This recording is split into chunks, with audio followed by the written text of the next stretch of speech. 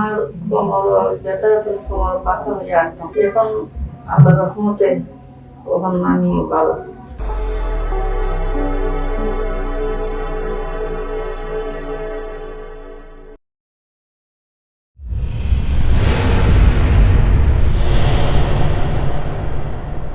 আসসালামু আলাইকুম প্রিয় দর্শক শ্রোতা, যে যেখান থেকে আজকের এই ভিডিওটি দেখছেন সবাইকে স্বাগতম জানাচ্ছি আরেকটি নতুন ভিডিওতে। তো আজকে আমাদের সাথে একজন সম্মানিত পেশেন্ট আছেন। উনি আমাদের কাছ থেকে অ্যাকুপাংচার থেরাপি নিয়েছিলেন।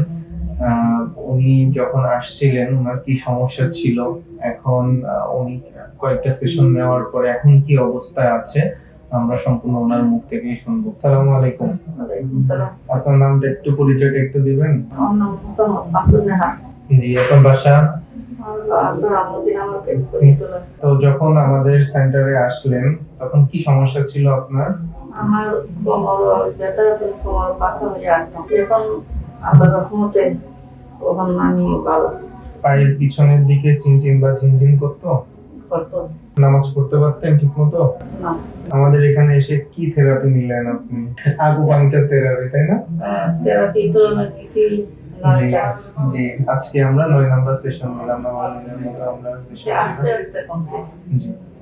এখন এখন কি মনে হচ্ছে আপনার, মানে ব্যথাগুলা কেমন বা পায়ের চিনচিন বা ঝিনঝিন এগুলা সমস্যাগুলো কেমন? সব সমস্যা দূর হয়েছে। হাঁটানোই তার চলা যায়, হাঁটানো।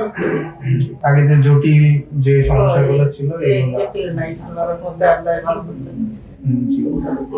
দীর্ঘদিনের যে ব্যথাগুলো আছে, বিশেষ করে বয়স্ক মানুষদের যে ব্যথার সাথে পিরিয়ডি সমস্যা বা পায়ে চিনচিন করা, চিনচিন করা বা বিভিন্ন জয়েন্ট পেইন গুলা যে থাকে, এগুলো যারা দীর্ঘমেয়াদী ভাবে কষ্ট পাচ্ছেন আপনারা নির্দ্বিধায় আমাদের সাথে যোগাযোগ করতে পারেন।